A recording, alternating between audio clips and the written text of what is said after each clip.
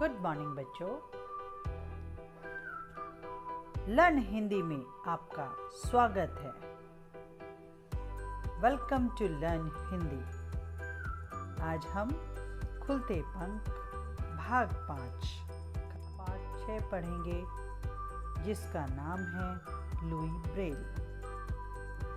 आज हम उस पाठ का पठन व स्पष्टीकरण करेंगे, अर्थात रीडिंग और एक्सप्लेनेशन करेंगे। बच्चों, जब हमारे शरीर में कोई भी अंग में कोई प्रॉब्लम आ जाती है तो ऐसा नहीं है कि हम उन चुनौतियों का सामना नहीं कर पाते, बल्कि हम उन चुनौतियों से सीखकर और ज़्यादा मेहनत कर हम आगे बढ़ते हैं। शारीरिक विकलांगता किसी के जीवन की बाधा नहीं बन सकती, इसलिए इन्हें दिव्यांग कहा जाता है। ऐसा व्यक्ति परिश्रम और लगन से किसी भी चुनौती का सामना कर सकता है। वह दूसरों के लिए प्रेरणा का स्रोत तो बनता ही है, समाज के अन्य दिव्यांगों के लिए भी एक नई राह बनता है। तो चलो बच्चों, आज हम पढ़ते हैं के बारे में, जिनका नाम था लुई ब्रेल। फ्रांस के पेरिस शहर में। कहाँ पर बच्चों? फ्रांस। फ्रांस में कौन सा जगह था बेटा? पेरिस का शहर था। से 25 मील दूर कुप्री गांव के एक साधारण परिवार में लुई ब्रेल का जन्म हुआ। लुई के पिता साइमन ब्रेल एक छोटी सी कार्यशाला चलाते थे, जिसमें घोड़ों की लगाम तथा जीन आदि बनते थे। घोड़ों की लगाम और जीन बनाते थे। जैसे घोड़ों को पकड़ने के लिए बेटा हम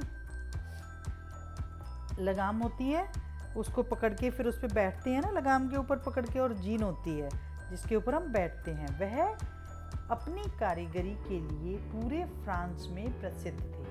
मतलब जो वो चीज़ें बनाते थे वो इतने अच्छे से बनाते थे कि उसके लिए वो प्रसिद्ध थे, मशहूर थे। प्रसिद्ध माने मशहूर थे। लुई अपने 4 भाई बहनों में सबसे छोटा और सबका प्यारा था। 3 वर्ष का अबोध लुई एक दिन इधर उधर मटर गश्ती करता हुआ घूम रहा था। घर के सभी लोग काम में व्यस्त थे। लुई घूमता घूमता पिता की कार्यशाला में चला गया। कार्यशाला में चमड़ा काटने और उसमें छेद करने वाले कई औजार रखे थे। नन्हे लुई ने चमड़े में छेद करने वाला एक औजार उठा लिया और उससे चमड़े पर कुछ बनाने लगा। औजार उससे संभल न पाया और उसकी आंख में लग गया। बच्चे की चीख सुनकर उसकी माँ दौड़ी आई।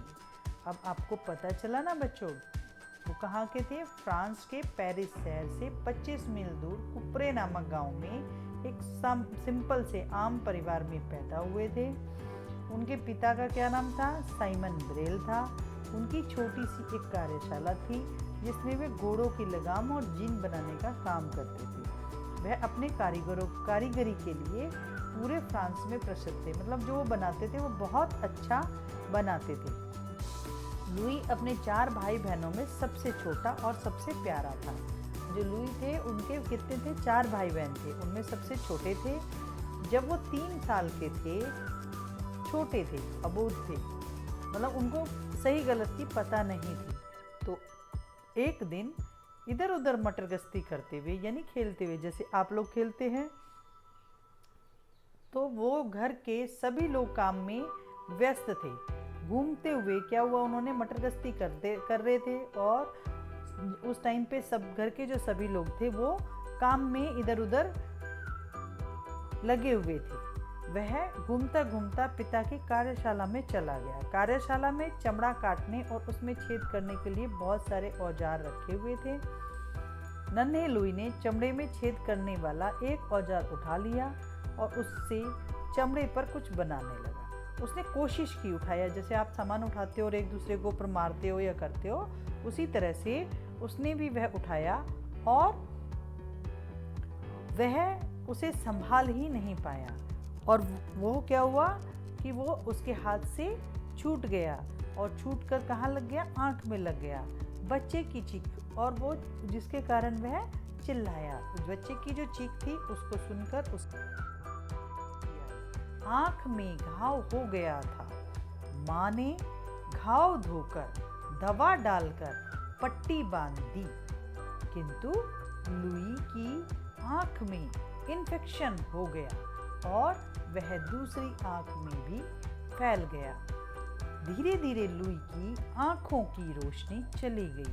उसके माता पिता उसे लेकर पेरिस गए। नेत्र विशेषज्ञों से सलाह की, पर काफी देर हो चुकी थी। वे निराश लौट आए। तो क्या हुआ बच्चों, जो आँख में था वो घाव हो गया। घाव के कारण माँ ने पट्टी भी बांधी, दवा भी लगाई, लेकिन वो क्या हो गया, उसके बाद उसमें इन्फेक्शन फैल गया और वो एक आँख से दूसरी आँख में फैल गया। धीरे धीरे आँखों की जो रोशनी है वो बिल्कुल चली गई। माता पिता ने उसको लेकर पेरिस तक भी गए। वहाँ नेत्र विशेषज्ञ, यानी नेत्र में कोई भी प्रॉब्लम हो जाती है, कोई भी बीमारी हो जाती है, उसका इलाज करने वाले डॉक्टर को नेत्र विशेषज्ञ कहते हैं। वह नेत्र विशेषज्ञ के पास गए और उन्होंने उनसे सलाह ली, लेकिन अब काफ़ी देर हो चुकी थी। वे निराश लौट आए। नन्हा लुई इस दुर्घटना के बाद गंभीर हो गया।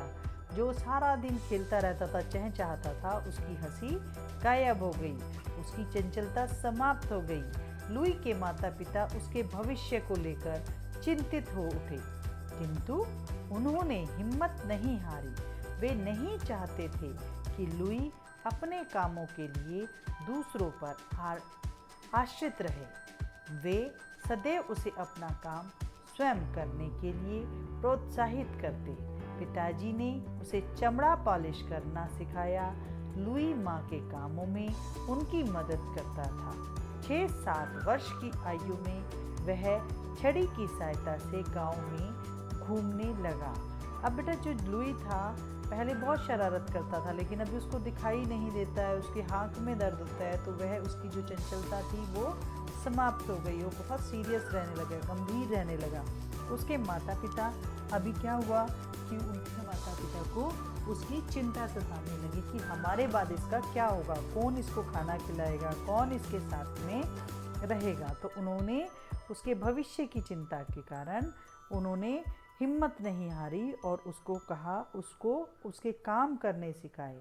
अपने वो काम करने लगा जिससे कि वह दूसरों पर आश्रित ना रहे, और सदैव उसका काम स्वयं करने के लिए वो प्रोत्साहित करते, उसको कहते कि तुम्हें बेटा अपना काम अपना करना चाहिए। पिता ने उसे चमड़ा पॉलिश करना सिखाया।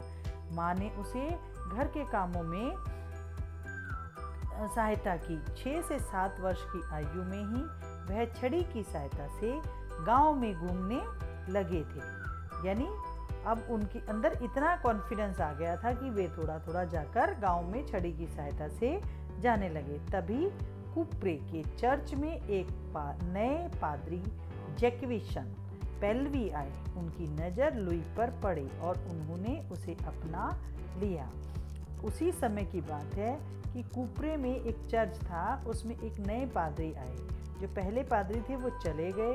उनका नाम था, क्या नाम था बच्चों? जैक्विस पेल्वी। उनकी नज़र जब उस पर लुई पर पड़ी तो उन्होंने उसे अपना लिया। लुई के जीवन में प्रकाश आ गया, यानी वो उसकी हर तरह से सहायता करने लगे। वह उसे लेकर किसी बड़े वृक्ष के नीचे बैठ जाते। जब भी वह लुई के पास जाते या उन्हें मिलते, या जब लुई चर्च में जाता तो वह उसे लेकर वृक्ष के नीचे, वृक्ष माने पेड़ के नीचे बैठ जाते।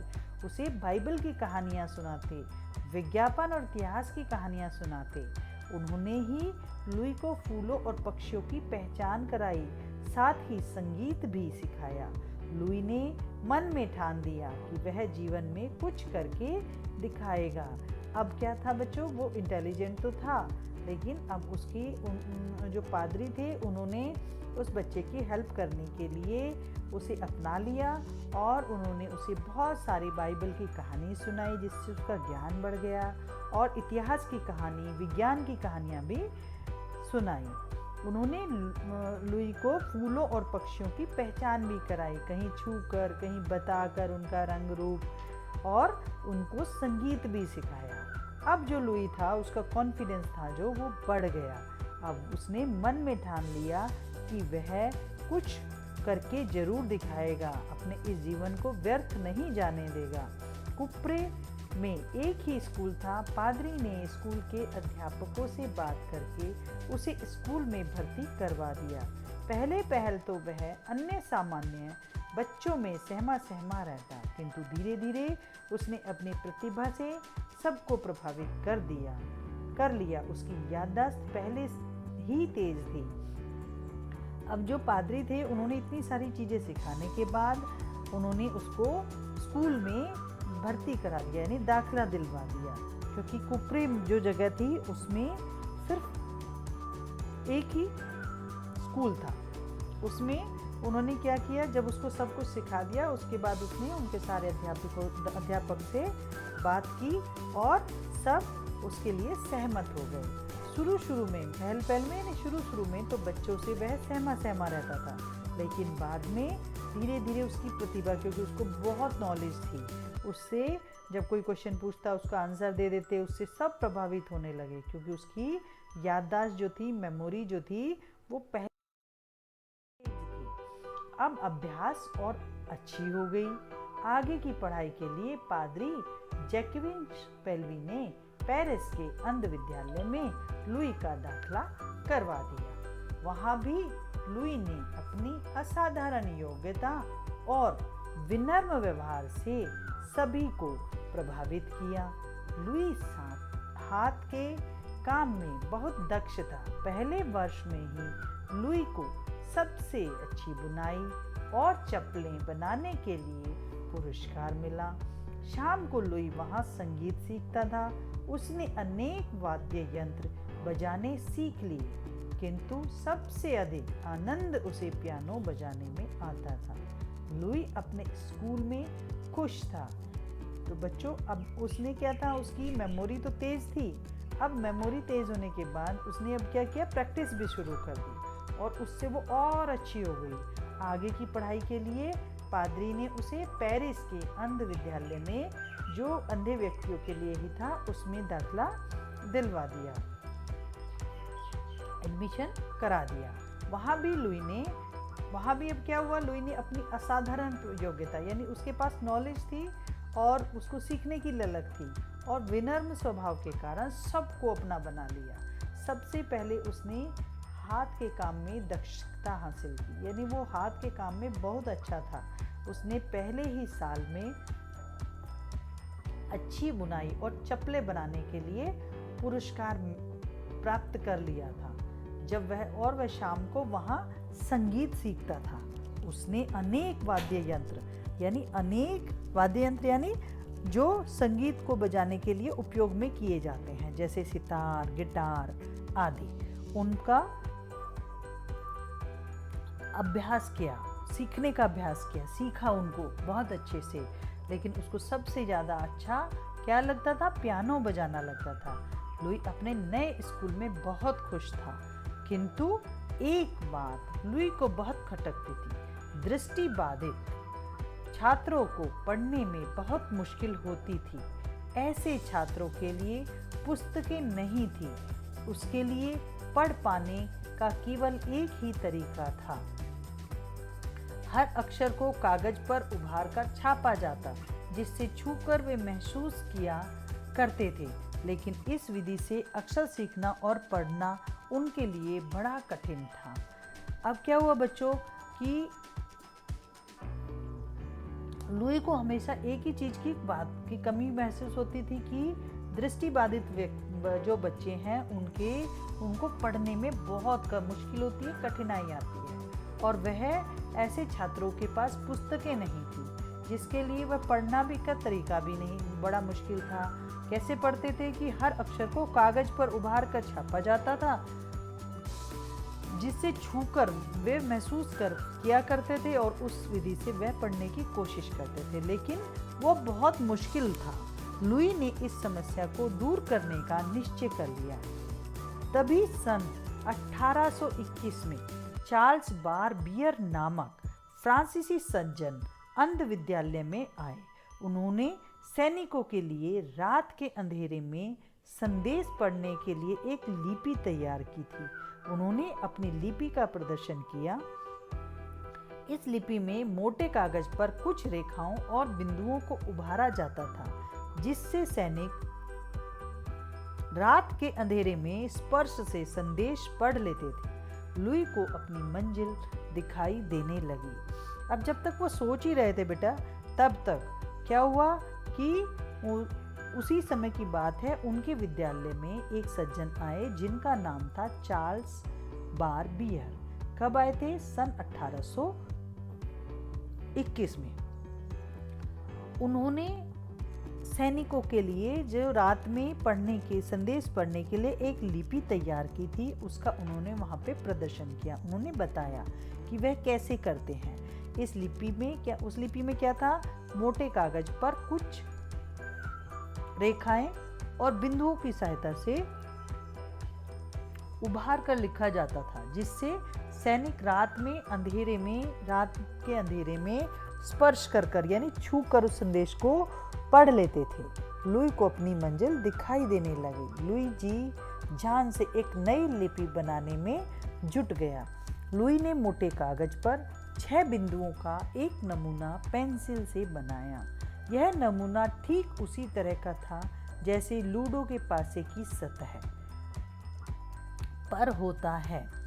फिर उसने बिंदुओं को उभारकर वर्णमाला के प्रत्येक अक्षर का नमूना तैयार कर लिया। यह तरीका एकदम सरल था। लुई की खुशी का ठिकाना न रहा। उसने दृष्टिबाधितों के पढ़ने के लिए एक नई सरल लिपि विकसित कर ली थी। सन 1829 में लुई ने इस लिपि को प्रकाशित किया। अब जो लुई थे बेटा, उन्होंने क्या किया? निश्चय तो पहले ही कर लिया था, लेकिन उनको रास्ता मिल गया। कब मिला? जब चार्ल्स बार बियर उनके स्कूल में आए, तो उन्होंने उसी का इंस्पिरेशन लेकर उन्होंने भी फिर क्या किया? मोटे कागज पर 6 बिंदु बनाए और एक पेंसिल से नमूना बनाया। वह नमूना कैसा था? जैसे कि लूडो का पासा होता है हमारे पास, और उसने उसमें वर्णमाला के अक्षरों को उभारा। यह तरीका एकदम सरल था। लुई की खुशी का जो है वो बहुत ठिकाना नहीं हुआ। उन्होंने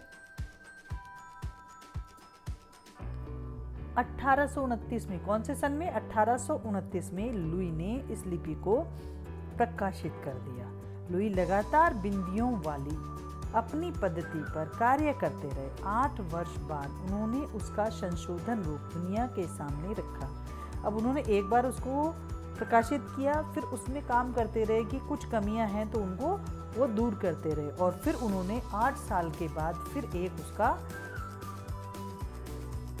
संशोधित रूप करके दुनिया के सामने रखा। यानी उसमें अमेंडमेंट कर दी और उसमें कुछ चीज़ें जोड़ दी, कुछ चीज़ें हटा दी और उसको सही रूप में फिर से उसको प्रकाशित किया। लुई घंटों पुस्तकालय में बैठकर उभरी हुई बिंदियों वाली किताबें बनाते। कठोर परिश्रम और पेरिस की नमी में उनके स्वास्थ्य पर बुरा प्रभाव पड़ा और वे बीमार रहने लगे। डॉक्टरों ने जांच करके बताया कि लुई को तपेदिक अर्थात टीवी हो गई थी। उन दिनों इस बीमारी का कोई इलाज नहीं था। तो बच्चों, उन्होंने क्या किया? अब वो क्या करते? उन्होंने जैसे जैसे उसमें कमी आ रही थी उनको ठीक करके उसने लिपि बनाते गए। फिर अब लिपि तो बना दी, लेकिन उसमें क्या था कि वो पुस्तकें भी तो चाहिए, किताबें लिखनी भी तो पड़ेगी ना उस लिपि में। तो उन्होंने वो घंटों अपने क्या कहा? लाइब्रेरी, पुस्तकालय, लाइब्रेरी,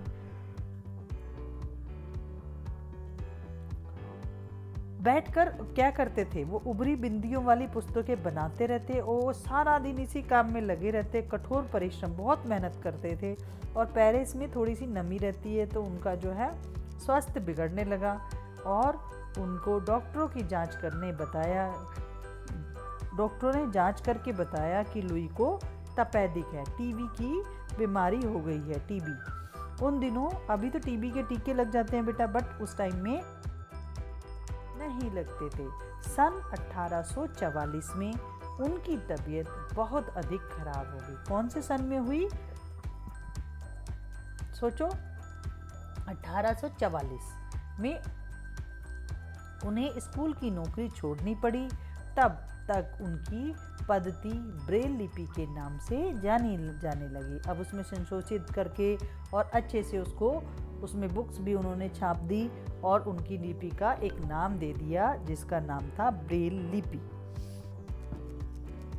लाखों करोड़ों दृष्टिबाधित लोगों के जीवन में प्रकाश भरने वाले इस महान व्यक्ति का 6 जनवरी 1852 को देहांत हो गया। यानी इन्होंने बहुत करोड़ों लोगों की, आज भी जो दृष्टिबाधित व्यक्ति हैं वो उसी की सहायता से पढ़ते हैं, उनके जीवन में तो उन्होंने प्रकाश भर दिया। और 6 जनवरी 1852 को उनका देहांत हो गया, अर्थात उनकी मृत्यु हो गई। धीरे धीरे उनकी पद्धति का सारे संसार में प्रसार हो गया। अब वो पेरिस तक ही नहीं रही, अब वो सारे संसार में फैल गई। उनकी मृत्यु के 6 वर्ष बाद अमेरिका में पहली बार दृष्टिबाधितों के स्कूल में ब्रेल लिपि में लिखी गई पुस्तकों का प्रयोग हुआ। तो कब हुआ बेटा? 6 वर्ष बाद, उनकी मृत्यु के 6 साल के बाद पहली बार जो दृष्टिबाधितों के लिए स्कूल थे उसमें ब्रेल लिपि में जो छपी हुई किताबें थी जो उन्होंने लिखी थी, उन पुस्तकों का प्रयोग हुआ।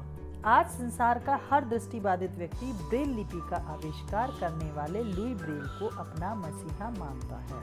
यानी लुई ब्रेल को कौन मानते हैं? मसीहा मानते हैं। कौन मानते हैं? जो कि देख नहीं सकते लेकिन वो अब उनकी लिपि के द्वारा अपनी पढ़ाई पूरी कर सकते हैं। तो बच्चों, आपको समझ आया ना कि किस प्रकार से लुई ने क्या किया? बेटा बताओ आप। लुई ने कितने अच्छे से मुश्किल के समय में भी, जब उसकी आंखें खराब हो गई तब भी उसने अपनी हिम्मत नहीं हारी और उस चुनौती का बहुत डटकर सामना किया और परिश्रम, लगन और मेहनत से उन्होंने एक नई ब्रेल लिपि का आविष्कार किया और मानव की सेवा करते रहे। मानव की सेवा करते करते ही उनकी मृत्यु हो गई। क्योंकि वो सारा दिन काम कर रहे थे, काम करने के कारण उनको आराम भी नहीं मिल पाया, जिसकी वजह से उनकी मृत्यु हो गई। तो बच्चों, आज आपने क्या पढ़ा? आज आपने की कहानी पढ़ी कि लुई ब्रेल जन्म से अंधे नहीं थे।